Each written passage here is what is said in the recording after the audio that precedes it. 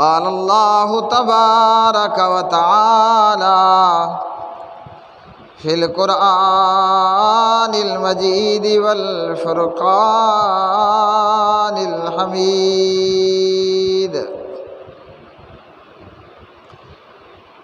انما یعمر مساجد اللہ من آمن باللہ والیوم الآخر وَأَقَامَ الصَّلَاةَ وَآتَى الزَّكَاةَ وَلَمْ يَخْشَ إِلَّا اللَّهَ فَعَسَىٰ أُولَٰئِكَ أَن يَكُونُوا مِنَ الْمُهْتَدِينَ وعن عائشة رضي الله تعالى عنها قالت ان النبی صلی اللہ علیہ وسلم کان اذا دخل العشر احیا لیلہ وایقظ اہلہ وشد مئزرہ رواہ البخاری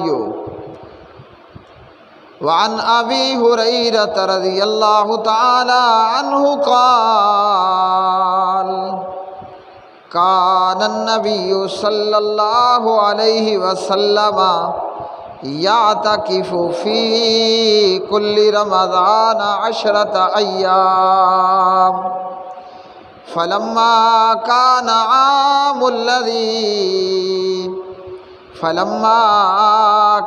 العام الذي قبض فيه اعتكف 20 يوما رواہ البخاری اللہم صل علی محمد وعلی آل محمد کما صلیت علی ابراہیم وعلی آل ابراہیم انک حمید مجید اللہم بارک علی محمد وعلی آل محمد کما بارکت علی ابراہیم وعلی آل ابراہیم انک حمید مجید رب اشرح لی صدری ویسر لی امری واحلل عقدۃ من لسانی یفقہوا قولی۔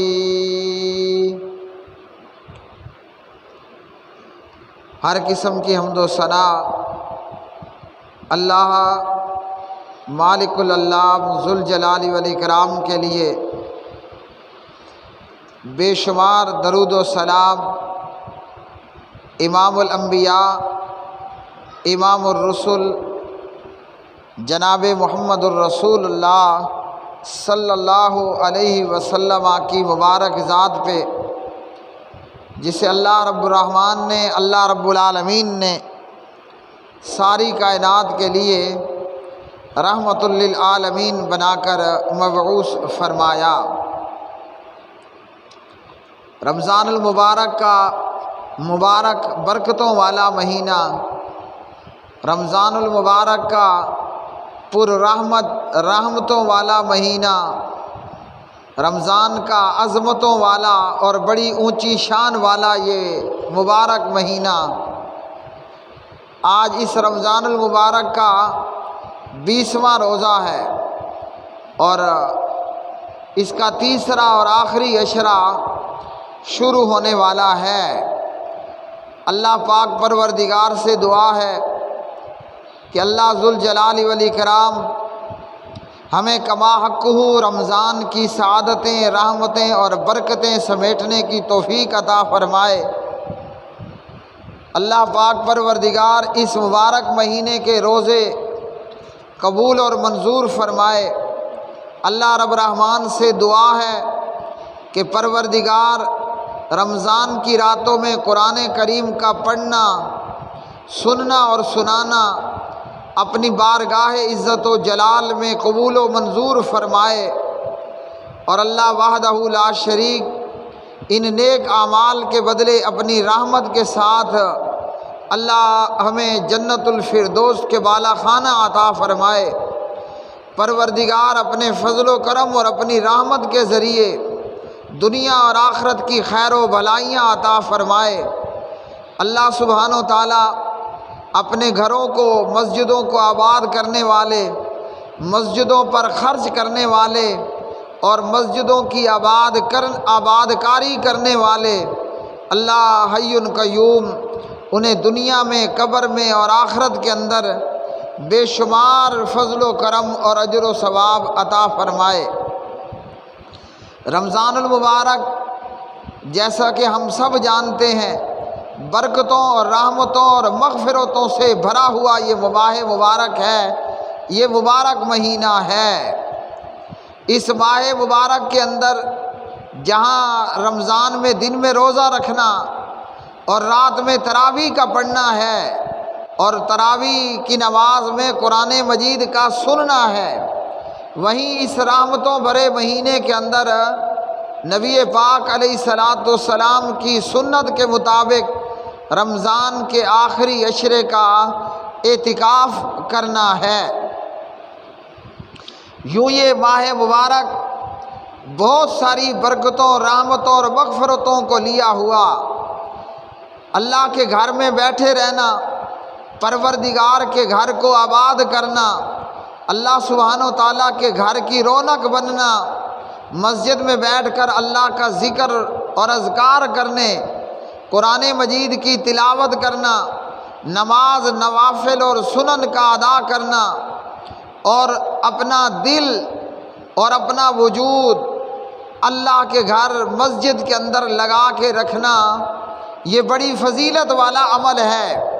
یہ وہ عمل ہے کہ نبی پاک صلی اللہ علیہ وسلم نے فرمایا سبعۃ یظلھم اللہ فی ظلہ، 7 ایسے خوش نصیب قسم کے لوگ کہ جنہیں اللہ سبحانہ و تعالیٰ کل قیامت کے دن اپنے سائے کے اندر جگہ عطا فرمائے گا، جنہیں اللہ سبحانہ و تعالیٰ کل قیامت کے دن اپنے عرش کے سائے میں جگہ عطا فرمائے گا۔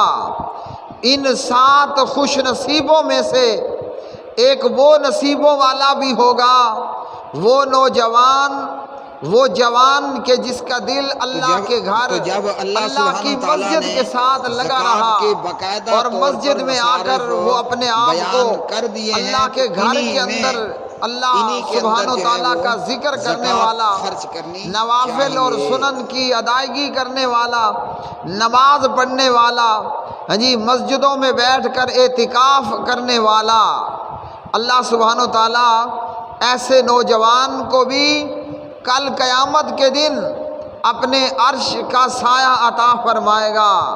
اور پیارے نبی صلی اللہ علیہ وسلم نے ہمیں خبر پہنچائی کہ اس دن کوئی اور سایہ نہیں ہوگا الا یہ کہ وہ چند چیزیں جو صحیح احادیث کے اندر آئیں۔ اس دن کہیں سایہ نہیں ہوگا، اور اس دھوپ بھرے اور اس گرمی بھرے دن کے اندر اللہ وحدہ لا شریک ایسے نوجوان کو اپنے عرش کا سایہ عطا فرمائے گا۔ پیارے بھائیوں اور میری بہنوں، مصیبت یہ ہے، یا بے نصیبوں کے ساتھ مصیبت یہ ہے کہ بے نصیب جو ہے وہ ایسی دہاڑی اور مزدوری کرنا چاہتا ہے کہ ادھر اس کی دہاڑی مزدوری پوری ہو اور ادھر ہی اس کو اس کا مالک اجرت بھی عطا کر دے۔ اللہ کے گھر کو آباد کرنا یہ وہ مزدوری ہے کہ جس کا اجر اور جس کی اجرت اللہ سبحانہ و تعالیٰ نے کل قیامت کے دن عطا فرمانی ہے۔ اور یہ بھی ہے کہ اللہ سبحانہ و تعالیٰ ہمیں ہمارے نیک اعمال کا اجر و ثواب جہاں قبر کے اندر اور آخرت کے اندر عطا فرماتا ہے، وہی اللہ سبحانہ و تعالیٰ ہمیں ہمارے نیک اعمال کا اجر و ثواب دنیا کے اندر بھی عطا فرما دیتا ہے۔ قرآن مجید فرقان حمید سورہ توبہ کی یہ آیت مبارکہ اللہ پاک پروردگار ارشاد فرماتے ہیں، انما یأمر مساجد اللہ من آمن باللہ والیوم الآخر واقام الصلاۃ وآت الزکاۃ ولم یخش الا اللہ۔ اللہ کی مسجدیں تو صرف وہ آباد کرتا ہے جو اللہ اور یوم آخرت کے اوپر ایمان لایا، یعنی اللہ کے گھر میں اللہ کے گھر کی آباد کرنی اسے کی نصیب میں پڑتی ہے جو اللہ اور یوم آخرت کے اوپر ایمان لے آیا ہے۔ کیوں؟ وہ جانتا ہے کہ کل قیامت کا دن ہوگا، آخرت کا دن، جہاں اللہ نے ہمیں دنیا کی مزدوری کی اجرت عطا کرنی ہے۔ ویسے زبانی کلامی تو ہم سب کہتے ہیں، بلکہ یہاں تک کہ کافر بھی مانتا ہے کہ مرنا ہے، کافر کا بھی موت کے اوپر ایمان ضرور ہے، ہاں جی، وہ آخرت کے دن کو نہیں مانتا۔ لیکن کافروں کے اندر بھی ایسے کافر بھی موجود ہیں جیسے ہندو اور سناتن دھرمی۔ ہندو اور سناتن دھرمی ان لوگوں کا یہ عقیدہ ہے کہ جب بندہ مر جاتا ہے، مرنے کے بعد یا تو بندہ نرک میں جائے گا یا سورگ میں جائے گا، دو میں سے ایک ہوگا۔ اسلام نے کلمہ پڑھنے والے کو، مسلمان کو یہ عقیدہ دیا ہے مرنے کے بعد اللہ ہمیں دوبارہ زندہ کرے گا، اور وہ جو زندگی ہوگی وہ قیامت کے دن میں ہوگی۔ جب قیامت کا دن برپا ہوگا اللہ سب کو زندہ کرے گا، اور اس دن پھر بندوں کو ان کے اعمال کے مطابق یا نرک ہوگی یا سورگ ہوگی۔ اگر وہ نیکوکار بندہ ہے تو اسے اللہ سبحانہ و تعالیٰ نے جنت عطا فرما دینی ہے۔ اگر کافر، مجرم اور گناہگار اور بدکار بندہ ہے تو پھر کیا ہوگا؟ پھر اللہ سبحانہ و تعالیٰ نے ایسے بندے کو نرک یعنی جہنم کے اندر ڈال دینا ہے۔ تو مرنے کے بعد کے معاملے پر ہاں جی، یہاں ہندوؤں کا بھی یہ ماننا ہے کہ نرک اور سورگ کا وجود ہے، اور آخرت کے وہ انکاری ہیں۔ ان کے عقیدے کے مطابق بندہ مرنے کے بعد پھر کسی اور شکل میں جنم لیتا ہے۔ اسلام یہ کہتا ہے کہ مرنے کے بعد جب دنیا فنا ہوگی، قیامت کا میدان اور قیامت کا منظر اور قیامت حشر کا معاملہ اور قیامت برپا ہو جائے گی، تو اللہ سبحانہ و تعالیٰ نے کیا فرمایا؟ مسجدوں کی آباد کاری کن کے حصے میں آتی ہے؟ جن کا اللہ پر اور یوم آخرت پر ایمان ہے۔ ویسے بھائیوں، ہر مسلمان یہ مانتا ہے کہ اللہ وحدہ لا شریک ہے اور ماننا چاہیے، اور ہر مسلمان یہ عقیدہ رکھتا ہے کہ قیامت کا دن ہونا ہے۔ لیکن ان دونوں کے اندر فرق ہے۔ ایک بندہ وہ ہے جو زبان سے آخرت پر ایمان لے آیا، ہاں جی، لیکن وہ مرنے کے بعد قیامت کے دن پر اس نے تیاری نہیں کی، اور دوسرا وہ ہے جو قیامت کے دن کی تیاری بھی کر کے رکھتا ہے۔ اللہ سبحانہ و تعالیٰ ہمیں ایسے ایمانداروں میں شامل فرمائے جو مرنے کے بعد کی زندگی کی تیاری بھی کرنے والے ہیں۔ جو مانتا ہے اور تیاری نہیں کر رہا، میں سمجھتا ہوں اس کی مثال ہے میاں مٹھو چوری کھاسیں، اسے کوئی عطا پتہ نہیں ہے، بس مٹھو کی طرح، طوطے کی طرح اس کی زبان پر رٹا ہے۔ آپ شاید طوطا بھی اتنی عقل رکھتا ہو کہ چوری سے مراد کیا ہے، لیکن یہ ان سے بھی، پرندوں اور جانوروں سے بھی بدتر ہے کہ جو آخرت کو مان کر آخرت کی تیاری کوئی نہیں کرتا۔ جب ہمارا اللہ کی وحدانیت پر کما حقہ ایمان ہو، اور کما حقہ جیسا کہ حق ہے، اگر ہم قیامت کے دن پر ایمان رکھتے ہیں، اللہ کی قسم ادھر مؤذن اللہ اکبر کہے، ادھر یہ بندہ مسجد میں نماز کے لیے موجود ہو، اگر آخرت پر جیسا ایمان لانے کا حق ہے اسی طرح ایمان ہو۔ سبحان اللہ۔ اور اس کی سینکڑوں ہزاروں مثالیں نبی پاک صلی اللہ علیہ وسلم سے اور آپ کی جماعت صحابہ رضوان اللہ تعالی علیہ مجمعین سے ملتی ہیں۔ آخرت پر اگر ایمان ہے تو نماز کیا ہے، روزہ کیا ہے، حج کیا ہے، زکوٰۃ کیا ہے، ادھر اذان ہو اور ادھر یہ آدمی مسجد میں موجود ہو، کیوں کہ اس کا آخرت کے اوپر ایمان ہے۔ فرمایا اللہ رب الرحمن نے انما یامر مساجد اللہ من آمن باللہ والیوم الآخر، اللہ کی مسجدیں صرف وہ شخص آباد کرتا ہے جو اللہ اور یوم آخرت پر ایمان لایا ہے۔ اب میرے بھائیوں، مسجدیں کس طرح آباد ہوتی ہیں؟ مسجدیں آباد ہوتی ہیں کہ ہم مسجدوں میں نماز کا اہتمام کریں۔ مسجدیں آباد ہوتی ہیں کہ ہم مسجدوں کے اندر تراویح کا اہتمام کریں۔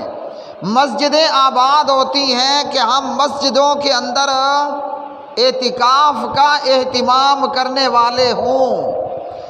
اور مسجد اگر نماز نہیں ہے، یہ نماز وقت پر نہیں پڑھتا، یا پڑھتا نہیں، یا آتا نہیں، یا لیٹ آتا ہے، تو یہ مسجدوں کو آباد کرنے میں سستی کرنے والا ہے۔ مسجد کی آبادی ہے نماز سے، تراویح سے، قیام رمضان اور قیام اللیل سے۔ سبحان اللہ۔ نبی پاک علیہ السلام نے اپنے صحابہ کو 3 دن قیام رمضان کروایا، اور تیسرے دن کے رمضان کے قیام کی کیفیت یہ رہی، صحابہ نے سمجھا کہ آج ہماری سحری کا کھانا وہ نماز کے اندر ہی ختم ہو جائے گا۔ یعنی صبح سحری تک نبی پاک علیہ السلام تراویح پڑھاتے رہے۔ اور آج کل ہم کتنی تراویح پڑھتے ہیں؟ 8:30 بجے نماز عشاء شروع ہوتی ہے اور 10 بجے نماز تراویح اختتام پا جاتی ہے۔ کتنا وقت لگا؟ گھنٹہ اور آدھا، 1.5 گھنٹے کا وقت ہے۔ لیکن 1.5 گھنٹہ تراویح کے لیے آنا ہمارے لیے بہت بڑا بھاری مشکل کام ہے، اور گھنٹوں گھنٹوں ہمیں شادی حال کے اندر ولیمے کا انتظار کرنا پڑے۔ بلکہ ایک نکاح میں تو یہ بھی ہوا، دوپہر کے 3 بجے جناب نکاح کا انتظار شروع ہوا، رات کے 10 بجے نکاح اختتام پذیر ہوا۔ کتنے گھنٹے ہو گئے؟ لیکن ساری عوام آرام اور سکون سے عوام موجود ہے۔ یہ دنیا کے معاملات ہیں کہ برادری اور دوستوں اور یار ناراض نہ ہو۔ اللہ اکبر کبیرہ۔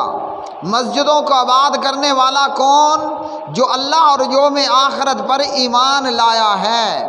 اب مسجد کی آباد کاری کے حوالے سے آج رمضان کا 20واں روزہ ہے، اور آج سے تاک رات نے شروعات کرنی ہے۔ رمضان کا آخری عشرہ شروع ہو جانا ہے غروب آفتاب سے۔ آخری عشرے میں نبی پاک صلی اللہ علیہ وسلم کی کیا سنت اور کیا سیرت رہی۔ حضرت ابو ہریرہ رضی اللہ تعالی عنہ راوی ہیں، اور یہ روایت صحیح بخاری میں 2044 نمبر پر ہے۔ سیدنا حضرت ابو ہریرہ کہتے ہیں کان النبی صلی اللہ علیہ وسلم یعتکف فی کل رمضان 10 ایام، نبی پاک صلی اللہ علیہ وسلم ہر رمضان میں 10 دن کا اعتکاف فرماتے۔ اعتکاف کیا ہے؟ اپنے آپ کو 21ویں کی رات سے مسجد میں روک لینا جب تک عید الفطر کا چاند نظر نہیں آتا۔ نبی پاک صلی اللہ علیہ وسلم 20ویں روزے کے افطار پر مسجد تشریف لاتے اور رات مسجد میں رہتے، صبح نماز پڑھ کر اپنے اعتکاف کی جگہ میں داخل ہوتے، اور پھر نبی پاک علیہ السلام کا یہ اعتکاف آخری عشرہ پورا رہتا جب تک کہ عید الفطر کا چاند نظر نہ آ جاتا۔ فلما کان العام الذی، جب وہ سال آیا قبض فی، کہ نبی پاک جس سال فوت ہوئے، تو اس سال پیارے نبی صلی اللہ علیہ وسلم نے اعتکاف 20 یومن آپ صلی اللہ علیہ وسلم نے 20 دن کا اعتکاف فرمایا۔ جس سال آپ کی وفات ہوئی پیارے نبی علیہ السلام 20 دن کا آپ صلی اللہ علیہ وسلم نے اعتکاف فرمایا۔ تو یہ تھی پیارے نبی علیہ السلام کی سنت، اور یہ سنت آپ کی ازواج اور صحابیات اور صحابہ اور امت کے اندر جاری ہوئی اور آج تک جاری اور ساری ہے۔ تو یہ اعتکاف کیا ہے؟ 24 گھنٹے کے لیے 10 دن یا آخری عشرے تک، آخری عشرے کے مکمل ہونے تک اپنے آپ کو اللہ کے گھر مسجد کے اندر روک لینا۔ کس طریقے؟ اور یہ اللہ کے گھر کو، اللہ کی مسجدوں کو یہ آباد کرنا ہے۔ جیسے مسجدوں کی آبادی، مسجدوں پر رنگ کرنا، مسجدوں پر خرچ کرنا، اب وہ خرچ کرنا مسجد کی جس ضرورت کے اندر بھی ہو، مسجد کی تمام ضروریات پر خرچ کرنا، پلس مسجد کے امام اور خطیب اور مدرسین کے، یہ سب مسجد کو آباد کرنا ہے۔ یہ کس کے حصے میں آئے گا؟ جو اللہ اور یوم آخرت پر ایمان رکھتا ہے۔ ایک بندہ وہ ہے جو زبانی کہتے ہیں جی ہاں مرنا ہے، مر ویسوں، موت کا وقت آ جائے گا، لیکن وہ اللہ کے گھر کو آباد نہیں کرتا، اللہ کے گھر کی آباد کاری کی چنتا اور فکر بھی نہیں کرتا ہے۔ یہ وہ بندہ ہے، میں سمجھتا ہوں کہ شاید میاں مٹھو چوری کھاسیں یا اس طوطے سے بھی زیادہ گیا گزرا ہوگا۔ اب اعتکاف کے اندر کیسے بندہ اپنے آپ کو مسجد کے اندر پابند کر لیتا ہے؟ سیدہ عائشہ صدیقہ طیبہ طاہرہ رضی اللہ تعالی عنہ بنت ابی بکر صدیق رضی اللہ تعالی عنہ فرماتی ہیں السنت علی المعتکف، اعتکاف کرنے والے بندے کے اوپر سنت یہ ہے، ان چیزوں کی وہ بندہ پابندی کرے گا۔ جو بندہ مسجد میں اعتکاف میں ہے، اللہ یعود مریضاً، وہ بندہ کسی بیمار کی عیادت کرنے کے لیے مسجد سے باہر نہیں جائے گا۔ یہ ہے اللہ کے گھر کو آباد کرنا۔ اور فرمایا ولا یشہد جنازۃً، وہ بندہ نماز جنازہ میں شرکت کے لیے بھی کہیں نہیں جائے گا۔ اور فرمایا کہ وہ بندہ اپنی بیوی کو بھی نہیں چھوئے گا، یعنی ہم بستری وغیرہ نہیں کرے گا، اور نہ چھوئے گا، نہ ولا یباشرھا، نہ ہم بستری کرے گا، ولا یخرج لحاجۃ، اور نہ ہی کسی حاجت کے لیے وہ نکلے گا، الا لما لا بد منہ، سوائے اس کے کہ جس کے بغیر کوئی چارہ نہ ہو۔ جیسے نبی پاک علیہ الصلاۃ والسلام کو اعتکاف کی حالت میں حضرت حفصہ بنت عمر رضی اللہ تعالی عنہ ملاقات کرنے آئیں، آپ کی بیوی، تو نبی پاک علیہ السلام انہیں کچھ راستہ گھر تک چھوڑنے کے لیے گئے۔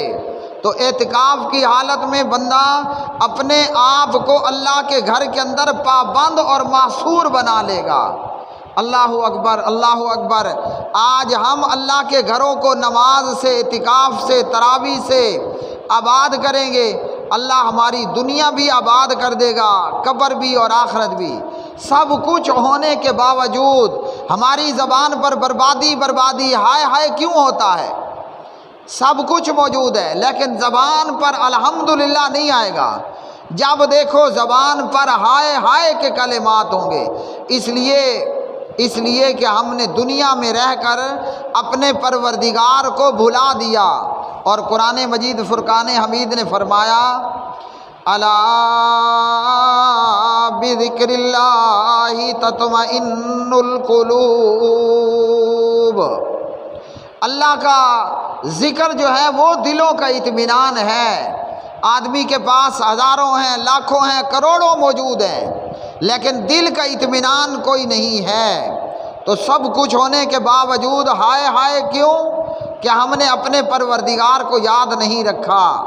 سید عائشہ صدیقہ فرماتی ہیں صحیح بخاری کے اندر 2024 نمبر کی حدیث میں، مسلم کے اندر 1174 نمبر کی روایت میں، کہ جب رمضان کا آخری عشرہ شروع ہو جاتا، اب سنیے، ہم 1.5 گھنٹہ نماز تراویح کے لیے نہیں آ سکتے، مولوی شودا منتیں کرتا رہ جاتا ہے آؤ تراویح پڑھنے کے لیے، ہاں جی ہم 1.5 گھنٹہ تراویح نہیں پڑھ سکتے، اور یہاں حضرت عائشہ کیا فرما رہی ہیں اور اس ہستی کے متعلق فرما رہی ہیں، بھائیوں اور بہنوں، جس کے اللہ نے اگلی پچھلی تمام خطائیں معاف کر دیں، وہ ہستی جو معصوم عن الخطا ہستی ہے۔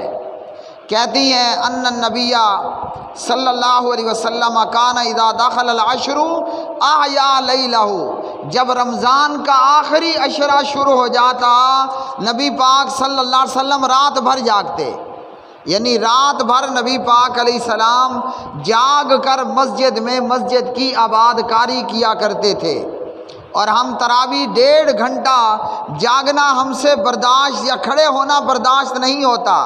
اچھا اتنا ہی نہیں، وَأَيْقَظَ أَهْلَهُ، اور نبی پاک علیہ السلام اپنے اہل خانہ کو بھی جگاتے کہ میں بھی رات بھر نماز میں، ذکر و اذکار میں، تلاوت میں، عبادت میں، نوافل میں، سنن میں گزارتا ہوں، تم بھی رات بھر اپنے گھر میں مصلی کو آباد کرو۔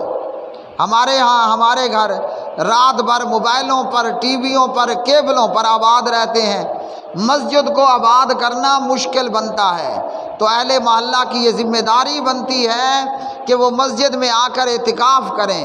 اعتکاف نہیں کر سکتے تو رمضان کے آخری عشرے کے اندر جتنے زیادہ لوگ چاہیے یہ کہ مسجد میں آئیں اور پوری رات وہ ذکر و اذکار میں، نوافل میں اور سنن میں اور قرآن کریم کی تلاوت کرتے ہوئے گزاریں۔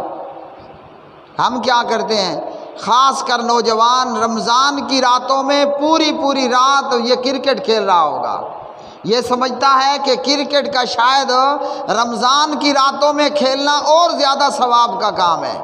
نبی پاک علیہ السلام کے گھر میں بھی کوئی سوٹا، ڈنڈا، گیند، الی اگر تلاش کرتے تو مل جاتے، مگر آپ نے کرکٹ نہیں کھیلی۔ رمضان کا آخری عشرہ پوری رات حضور صلی اللہ علیہ وسلم نے اپنے مصلی کو آباد رکھا اور اپنے گھر والوں کو بھی جگایا۔ اعتکاف کے حوالے سے بہت ساری ضعیف روایات، جن میں سے ایک یہ السلسلہ ضعیفہ کے اندر 518 نمبر پر، من اعتکف عشرا فی رمضان کان کحجتین و عمرتین، جس بندے نے رمضان میں 10 دن کا اعتکاف کیا اس نے 2 حج اور 2 عمرے کے برابر ثواب کمایا۔ روایت ضعیف ہے۔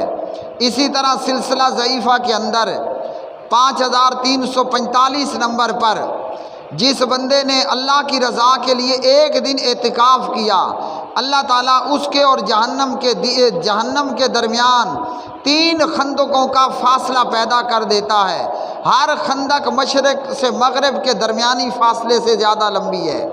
اسی طرح ابن ماجہ میں ضعیف روایت 352 نمبر پر، جس نے اعتکاف کرنے والے، نبی پاک صلی اللہ علیہ وسلم نے اعتکاف کرنے والے کے متعلق فرمایا وہ گناہوں سے باز رہتا ہے اور اس کے لیے سب نیکی کرنے والوں کی طرح نیکی لکھی جاتی ہے۔